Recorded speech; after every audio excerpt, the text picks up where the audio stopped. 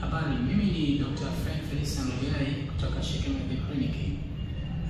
Katika tarehe 11 mpaka 17 ya mwezi wa 3 mwaka 2025 tunaadhimisha siku ya chumvi duniani katika sekta yetu ya afya, ambapo WHO inatuelekeza wataalamu wa afya kutoa mafundisho, kutoa maelekezo madhara ya matumizi ya chumvi kwa wingi katika chakula. Consumption kubwa ya chumvi katika chakula inaweza kuleta athari gani? Sasa twende moja kwa moja tuangalie athari moja kubwa ya kwanza ambayo tunaweza kuiona kama athari kubwa kwa matumizi ya chumvi kupita kiasi. Chumvi kupita kiasi au chumvi inayozidi kwenye chakula au chumvi mbichi.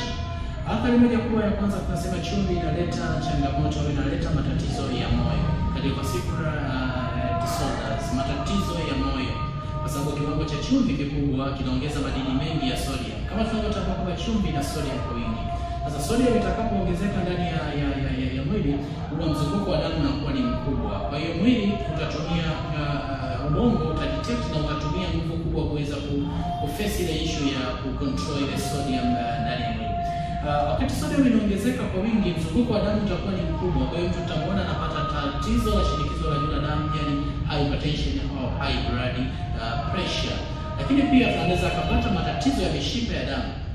Mishipa inayotoa damu katika moyo na inayosambaza damu sehemu mbalimbali za moyo, inaweza sehemu mbalimbali za mwili inaweza kupata shida au kupata changamoto kutokana na ongezeko kubwa la sodium. Kiwango kikubwa cha sodium kinaweza kikaathiri moyo wetu katika nyanja hizo, na baadaye moyo huu ukafanya kazi kwa kutumia nguvu kubwa, kwa sababu mishipa damu imekuwa membamba na imekuwa migumu. Kwa hiyo moyo utakapofanya kazi kwa kutumia nguvu kubwa, itapelekea valve za chuma cha chini cha kushoto cha moyo kutanuka na mtu akapata changamoto tunaita left ventricular hypertrophy au changamoto ya moyo mpana. Kiujumla, hizi ni mbili kati ya magonjwa makubwa ya moyo, yani moyo mpana pamoja na shinikizo la juu la damu yanayosababishwa na ongezeko la chumvi au matumizi ya chumvi kupita kiasi au chumvi mbichi katika chakula.